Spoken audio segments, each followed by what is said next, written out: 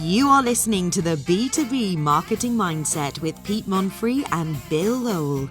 We want to help demystify marketing to reduce risk, drive more and better opportunities, and grow your business.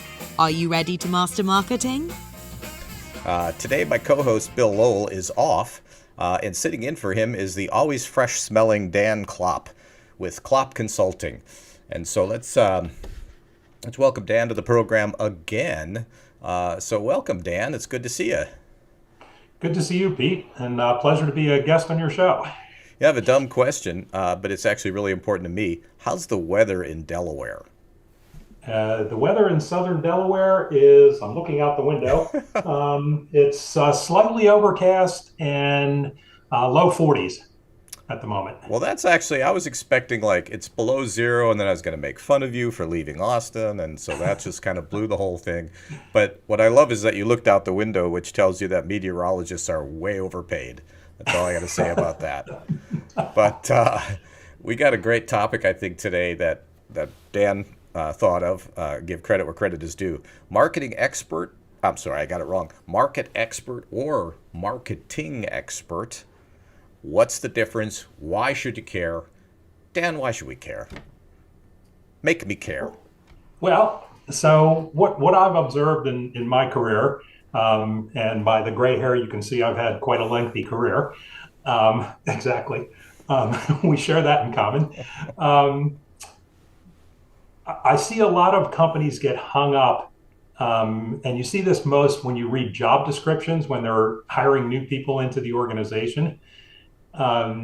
They get hung up on the need or their perceived need to have a market expert, somebody that's got significant experience in their market.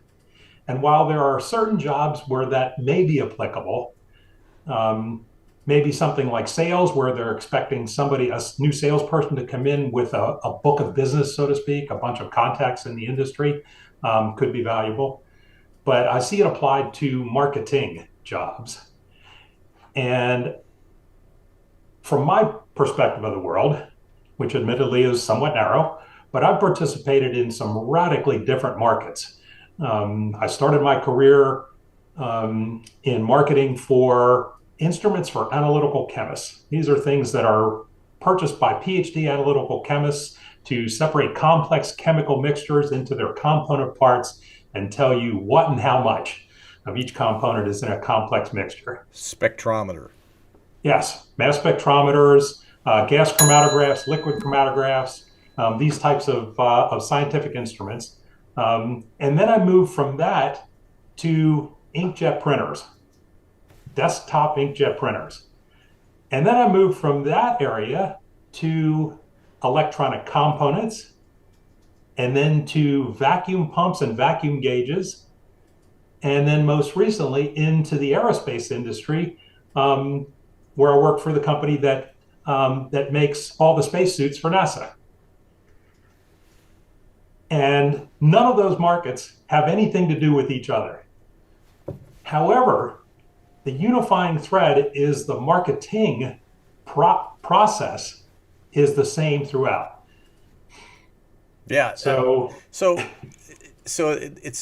sounds like a splitting hairs thing, but it actually isn't, right? Because the consequences of getting this wrong are really expensive and really a bummer. And so, market expert or marketing expert, or like as we like to say today, marketing expert. Let me just throw this out there. How do you define a market? And I'll share my definition. And as I was saying to you right before the program, I did a bunch of Google searching on this just to see what was out there, and literally found nothing. And so I think that it is a really important topic.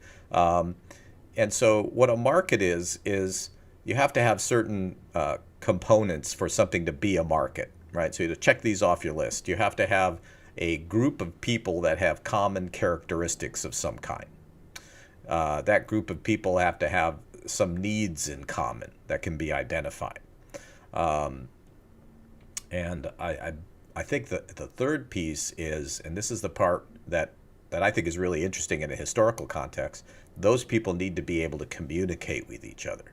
If you're missing any one of those elements, it's not a market. So you think about going back in time when Og invented the wheel, right? And his market was basically the village, right? And so he's got his wheel and he's going around, and pretty soon he's sold the wheels to everybody in his village, and that's pretty much it. He's done, right? Well, introduce I think the telegraph was the first thing that really changed it, and the railroads gave people the opportunity to communicate. It was pretty slow, right? But still they could communicate. And so the market got bigger. And then, of course, fast forward to television, radio, the internet, and, that ability to communicate is really the key. But the other part of it is that you have to be able to generalize somewhat in terms of messaging and value proposition and all those sorts of things so that you can segment. We're getting better at one-to-one marketing communication, which, if you remember 30 years ago, that was the dream, right? Oh, one-to-one, and I don't really think we're there. In fact, I think there's a backlash now coming at that. But so that's, to me, what a market means. Does that kind of align with? That aligns with my definition of a market as well. So then you have the word expert, which, every one of these words kind of problematic, right?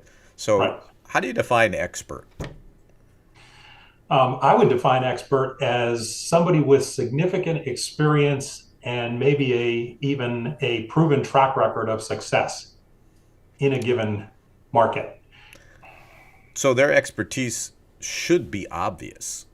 Yes. Right? If it's not obvious, maybe either you haven't done your research, or maybe you need to question whether that person is an expert. I've heard somebody say, an expert just means that I know slightly more than you.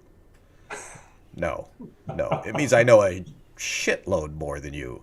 Right. We'll beep that out. Oh wait, we're live? Okay, no, we won't. Let me just take another drink of this wonderful beer. We're brought to you by Duff, by the way. Amazing beer. So market expert, marketing expert. So marketing expert. So these things, well, one, they're not mutually exclusive, but they can be, right? I mean, and I think the mistake that we're talking about is a company thinks they're hiring a marketing expert, but they hire a market expert. Right. And what happens? And one of the things that I find that I've observed to be problematic is a market expert that, and to your point, they're not mutually exclusive, but somebody who has the significant experience in a market, but not the marketing process, can find themselves in a situation where they just do what's always worked in the industry. So we used to have this phrase in one of my previous companies that if you do what you've done, you'll get what you got. So the surest path to maintain your current market share is to keep doing what you're doing. Yes. But if you want to gain significant market share in a market, you typically need to do something different than what you've done. Right. Also, the definition of insanity, which is much more common than you think. Yes. I think the other thing is the market expert has a valuable role in the equation, but they're not going to know, they're going to have all this knowledge, right? And it's great knowledge, but they're not going to know how to implement that knowledge in very specific ways to get people to buy something. And I think maybe that's where the biggest difference is.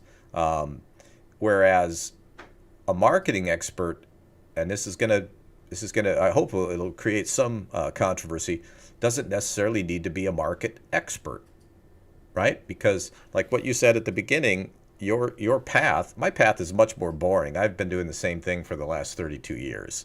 And so, but I've worked in a whole bunch of different industries, and some of them I would say, I am a market industry. I would say in service businesses that sell, B2B services. Boy, I'm indisputably an expert on that.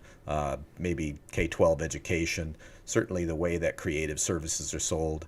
But it's not necessary. It's not necessary, is it? In fact, there might be a benefit in maybe somebody coming from a different industry, like like kind of what you've done in your career, where you brought fresh thinking. I like to say that the most important thing that I know is that I don't know a thing. I don't know anything, right? Right. I just know what questions to ask. Right. Well, that's the old Einstein. Supposedly, Albert Einstein wandered around the Princeton campus saying, "If I only knew the right questions to ask." I did not know that. I was channeling Einstein. My goodness, I am a genius.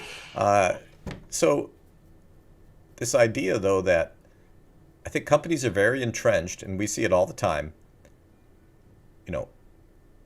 This is one that I love. You get a prospect that says, "Well, I'm going to need some references from at least 4 clients exactly like us."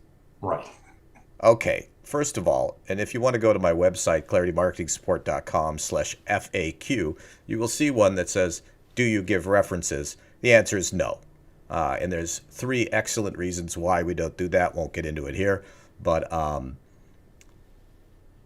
the thing is, there are no companies exactly like yours. And why would you want that in the first place? I had a local company here in Austin ask me this. And I said, "Well, sure, I'll give you a reference of 2 of your biggest competitors. I'm sure they'd love to help you." But the idea was, if I hadn't worked in their exact business, their exact size, their exact market, apparently I would not know a thing. And I turned that down.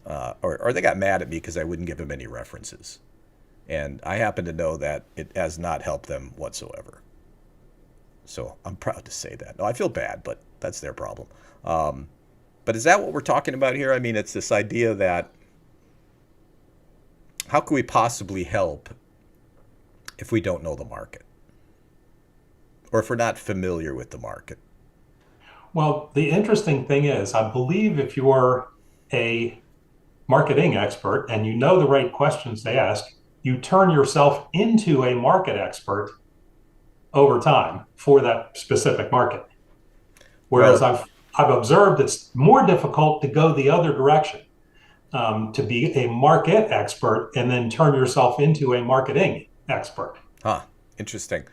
And that's just a personal observation of people that I've seen in their careers over my 40-year career, is going all the way back to my first career stop in these instruments for analytical chemists, these very high-tech things. They're capital equipment. They typically cost $50,000 and up. It's not a consumer product in any way, shape, or form. It's a capital equipment purchase, so there's year-long buying cycles because you have to get into your capital budget. So there's all these characteristics about the market.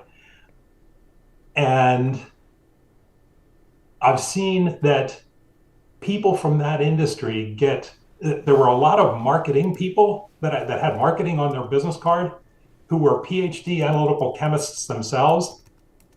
And they'd get all hung up in the chemistry aspect of it. Of what molecule are these people analyzing? And we're going to group all these people, call it a segment, of all these people that analyze similar molecules.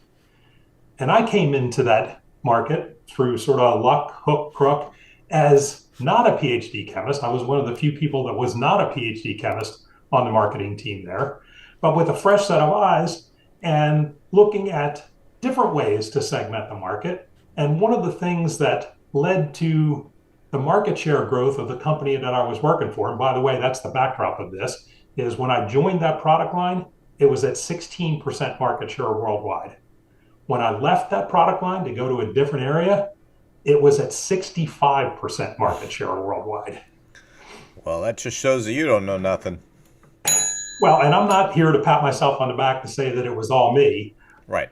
But I believe I did have some influence on that because I brought a fresh set of eyes, a fresh set of questions, and a fresh way of looking at the market that PhD chemists just didn't bring. And I saw a lot of difficulty that these, even though they were highly educated, highly intelligent people, they had a lot of difficulty understanding that at the end of the day, these are humans that you're dealing with. And every human has a decision-making process that's pretty darn similar.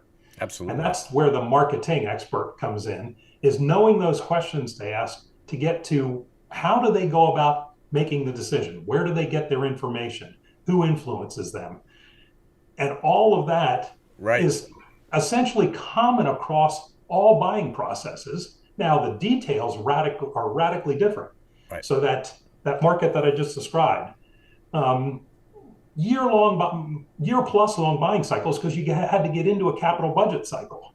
So they have to put it in their budget. The budget would have to get approved, and you get the sale if you did all your other stuff the following year from when you started the process. Well, move from there into inkjet printers, where the buying cycle went from months, years down to minutes, I was going to say days, minutes maybe or minutes. days. Yeah. There were a lot of purchase decisions that were made on, for an inkjet printer, like literally within minutes Yeah. of, You know what's funny to me is that I have experience in that with Zellweger, and it was before that it was Latchet, or is it Lachat? But I think the company said Latchet, and they were bought by Zellweger Analytics. And so oddly enough, right, when you've been in this business for as long as I have, you pick up some things. But the thing for me is this is the difference between a marketing expert and a marketing person. A marketing expert must have a way to very rapidly get up to speed on a market. You mentioned over time. In this day and age, that time is extremely short. Okay, and so we have systems, we have things that we've developed in ways that you come to me with a market that I'm completely not familiar with. Give me 2 weeks and I will know everything there is to know about that market. And part of it is we subscribe to special databases. We have the ability to intake a lot of information, but we're going to knock that out before we even meet with you. All right. Because the worst thing that we can do is sit down with a new client and start asking them the dumbest questions, the most basic things about their market. Right. So they expect you to know that, because what we need to focus is on what are the specific things about your company, your products and services, your objectives, your limitations, right? Those are the things that matter. And so, I can find out everything I need to know about an industry by making 2 phone calls to the 2 largest associations in your industry and talking to whoever runs them. Done, right? And so, right. I don't mean to minimize, markets can be complex, but the things that matter. And then the second thought that I had was, marketing is a very deep topic, and so the marketing expert needs to know not just about marketing theory, but they need to understand communications theory, for example, creative. They need to understand psychology. It just almost is a never-ending continuum of things that you need to know to be able to develop a strategy that actually can be executed, right? And then there's even corporate politics that you have to navigate. Budgeting, it just goes on and on like this. And I try to communicate this with folks, that I don't think any other operation in a company has the level of complexity that marketing has. And I think that's partially why this is confusing to people, because it is complicated. Yes, extremely. Absolutely agreed.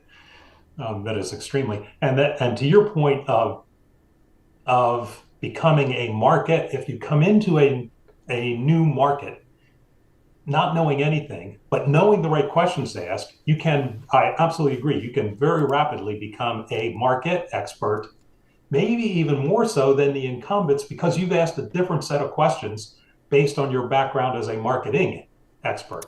Right. And so you may know things that they don't know about. Absolutely. Even somebody who's spent their entire career in a given market.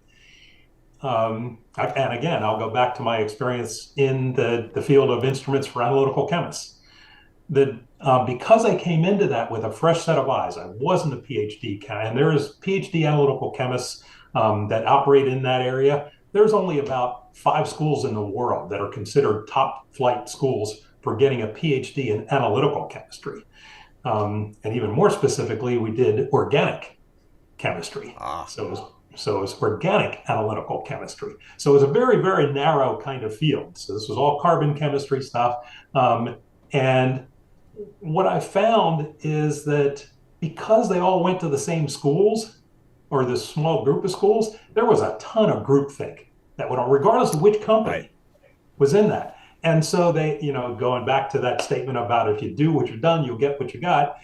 When I came into that, the companies that had been, there were five major players in that area. Um, and ironically, today there's still five players. This is 40 years later. Um, Wow. but the market shares have shifted.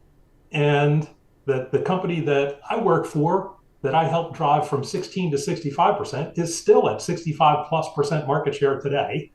But they just took a different approach to looking at the market and what's important and what the buying criteria were and how to communicate. I mean, it's all the psychology aspects that you're bringing in, rather than looking at it as, "Ooh, what molecule is that? A 5 carbon chain with a branch and an OH group on it," and like, no, no, no, forget that stuff. Yeah, I mean, it's important to the people doing the analysis, but it's not important to how they make decisions about which instrument to buy. Right.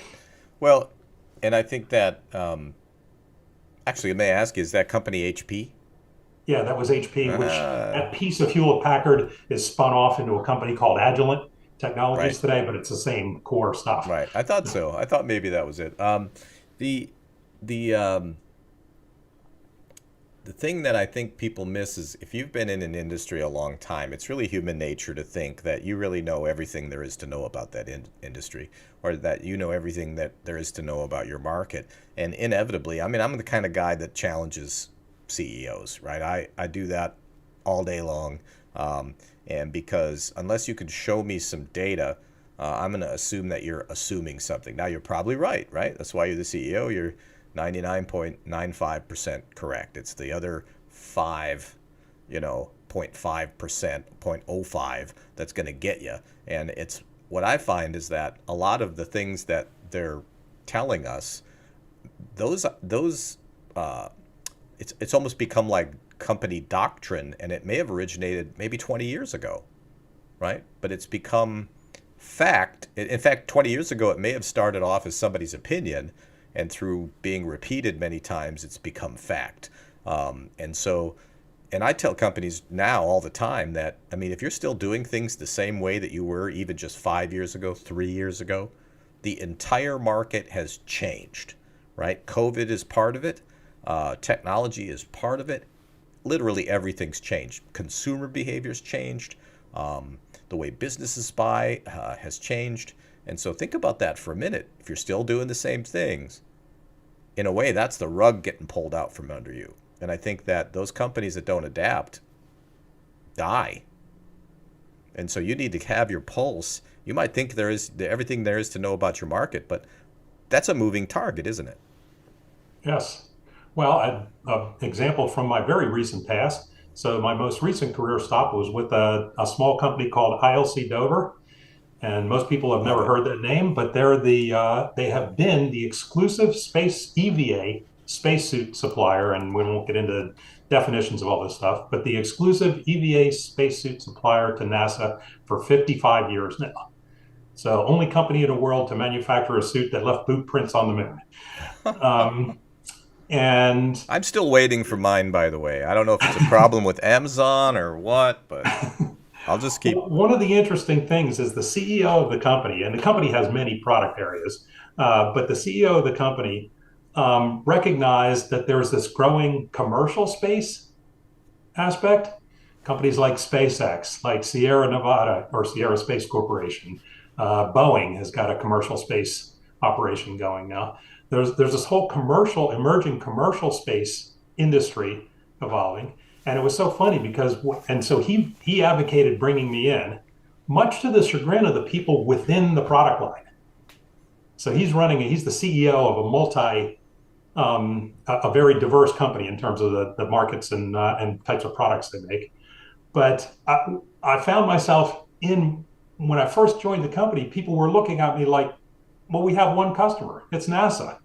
What do we need marketing for? They know who we are. We know who they are. And it's like, well, but have you talked to anybody at SpaceX? Have you talked to anybody at Boeing? Well, no. Get out. What are you, nuts? That's something that I actually hear a lot from clients, and I work primarily with mid-sized companies, and I think that I would say that's a mid-sized company. They're Yeah, not it's a giant small to company, mid-size. small to mid-sized. Yeah. So we come from the Fortune 100, Fortune 500, and then we've kind of went with very small companies. We've kind of landed in the middle after all these years. And one of the most common things that I hear this. Listen, Monfrey, everybody knows us in our industry. Really? Especially in Central Texas. Do you know how many companies are moving to Central Texas Right. every year? There's no way on earth that, and so, but I don't argue. I say, okay, let me just write that down. Everybody knows you. Try not to roll my eyes, right? We'll just put in there. We'll do a little research on that. All right. Guess what? If they did know about you at some point, maybe they forgot, because people do forget, I mean, there's all these crazy things that, people really believe it to the core of their soul. And if you're a person, like a data guy, like I am, I literally believe nothing that I hear, you know. But the other thing I think that we become good at, so you worked across a bunch of different industries, and this may be one of the biggest reasons I think to maybe work with somebody who works outside of your market. Hopefully, maybe they've also worked inside your market too, and they have other experience outside. What you start to recognize, and I think every good marketing expert is really good at pattern recognition.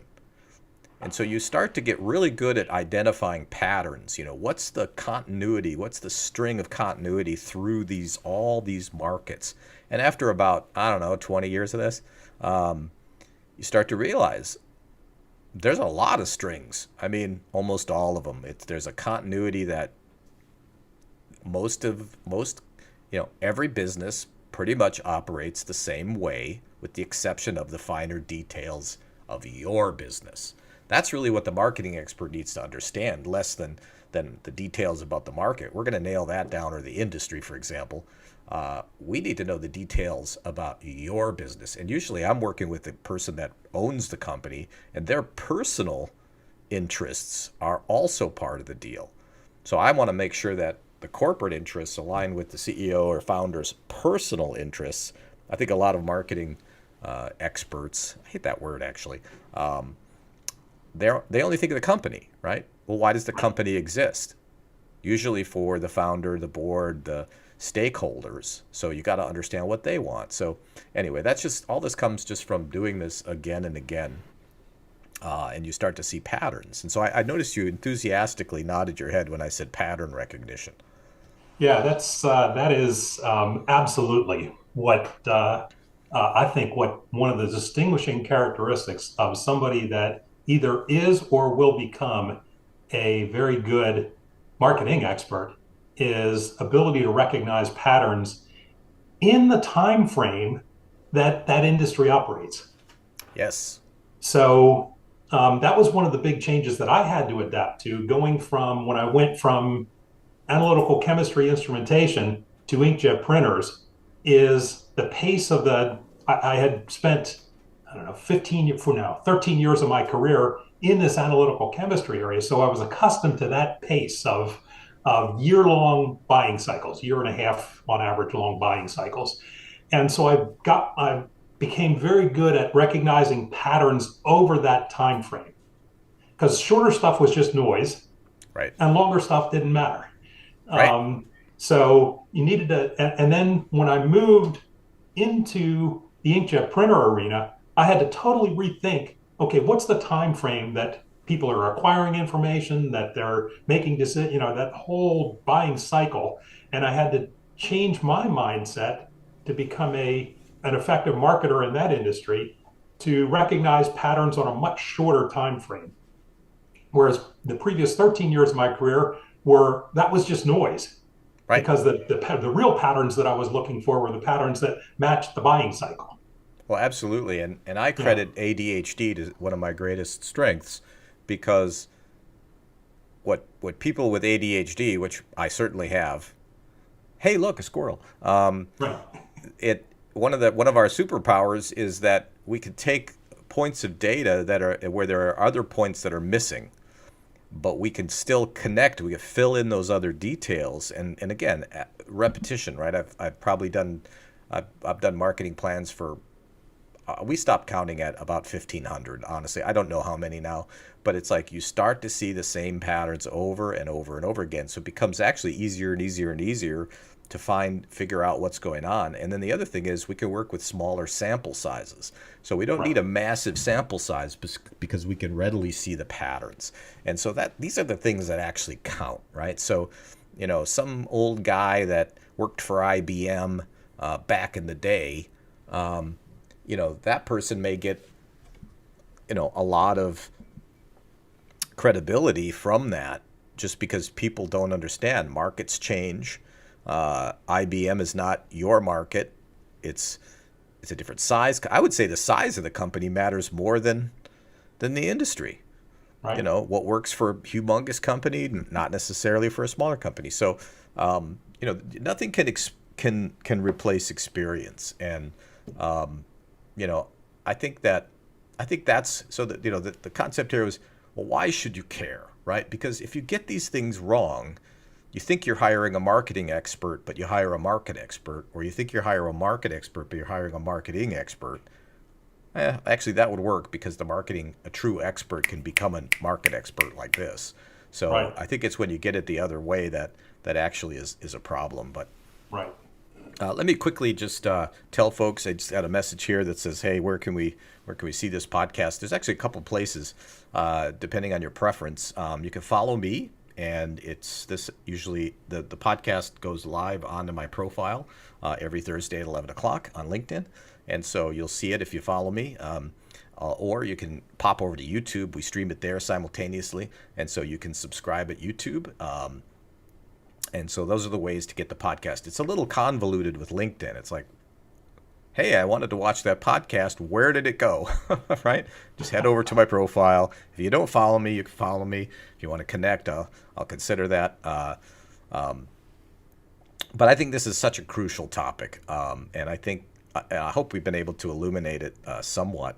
But is there any other final thoughts? Because I want to ask you something, a totally different topic, but I wanted to make sure we wrap this up. Is there anything that you want to share? No, I think we covered. We beat that to death. Did we beat it to death? Yeah, I think we beat that horse, and it's not breathing anymore. So this is this is just on my mind, and I'm not sure how I can do this, where I can show you. I got this rather odd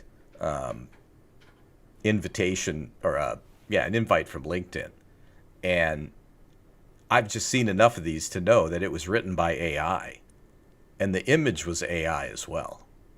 This person just clearly doesn't exist. They just had this like uncanny valley kind of look, right? And it was a woman, right? It's really being suggestive, and I think we can be friends in real life and in business. It was this weird generic, and I instantly, but there were other clues. Like I went to the profile and they got 95 followers. They've never made a single post, right? And it's like, that is a completely AI generated profile. So AI has really been getting a lot of press with Chat GPT. And I just wanted to kind of, you're a marketing guy with as much experience as me. What do you make of this? Is it a threat? Is it a boon? I think, well, like any tool, it can be used to your advantage, and it can really suck. And I mean, I notice you have a guitar hanging behind you. I do. If you put that guitar in your hands, wonderful music will come out. If you put it in my hands, it'll sound like Screech. I mean, so it's a matter of how you use these tools. That's the important. We had another saying about if the only tool in your toolbox is a hammer, every problem looks a whole lot like a nail to you. That's right. And that kind of loops all the way back to the market expert versus marketing expert aspect then too. Well, it's funny. It just kind of I've been performing music for 42 years, maybe the only other thing I've been doing longer than doing marketing strategy. And the funny thing is, and people are astonished by this when I tell them, I don't read music. I don't really know anything about music. Guess what music is? Patterns. It's all patterns. Right. So I wish I could show the picture of this this gal that sent a supposed gal, right? But let me do something real quick. We're going to go to our technical difficulty screen real quick so I can pull this up. I just have to take a minute to figure out. And I don't know if Dan will be able to see it, but I think this will be worth it. Just 2 seconds, and we're back. I don't, Dan, you can't see it. I'll send it to you later, but just for the viewers out there, this is the photograph that was the first thing that I noticed. I think this person is either AI generated or possibly an alien from another planet. I'm not sure. I mean, it's just bizarre. I mean, and my first thought was, seriously, does this work? I mean, do people respond to this? I mean, it was just amazing. But we had a really interesting back and forth that started with the chat bot, and then clearly a human being jumped in. And it was probably some dude in India, right? But, I was kind of messing with him, right? And I said, well, why do you want to connect with me? I'm not sure. Could you kind of explain to me what the value would be for that? I mean, you have 95 followers. I have well over 5,000. I'm not sure, can you kind of give me a sense of why you want to connect besides being friends and your sexual, innuendo? And the person that obviously was a person because they understood what I was saying. And the previous responses didn't. They sort of made sense, but not really. And they said, well, you sure are proud of your 5,000 followers. And my response was, well, you're sure proud of your lips. Right. And then she's like, well, you want to try it? And I'm like, try what? My lips. I'm like, okay, now I got a person, right? And I pissed them off. And then she blocked me, or he. Sanji or whoever it was. So I was kind of disappointed that they blocked me because I was going to do a video on this so that people can spot, these fake AI profiles. But It was interesting to me because it transitioned to a person. And you could see the transition in the way the sentences were structured. So it was just fascinating. I'm going to watch for more of those, and hopefully I'll be able to get some video of these exchanges because I like to just screw with them. And I just, I'm bored. What can I say? Gives me something to chuckle about. But anyway, it's an interesting topic, and I think a future program, we're going to tackle this chat GPI. People are seeing it right now, I think, as something not quite ready for prime time. But think about technological acceleration. I mean, your consulting practice is really all about technology and marketing. And this AI, imagine just 5 years from now what it's going to be capable of. Right. Right now it's doing artwork and it looks pretty amazing, and there's been some controversy that it's kind of stealing intellectual property to do it. But then you'll notice a hand looks like, this, and it's like, it's not quite getting it right. And I've tried to draw hands, by the way, and it's hard. But I really think that it's either going to be Skynet or, it's just going to die off. I don't know. But neither one of them are good, and we'll just have to see what that means for marketing. I think the hard truth is a lot of folks in third world countries who write copy are going to be out of business because AI writes way better copy than somebody in Bangladesh. Yes. Just saying. Anyway, man, thank you so much. I appreciate you and always enjoy having you on the program. And we'll be back next Thursday. Our guest is Bill Leak, who is, oh my gosh, I know him so well, and I'm blanking on his company, but he is an absolute digital marketing animal. And so Bill Leak, look him up. It's Leake. So we'll have him next week. And then I believe the week after that, my co-host will be back, Mr. Bill Lowell, somebody I've worked with for 30. He started his company in 1990, the same time we started our company. And I started working with him in about 1996. Wow. And we still work together, So very excited. having him on the program.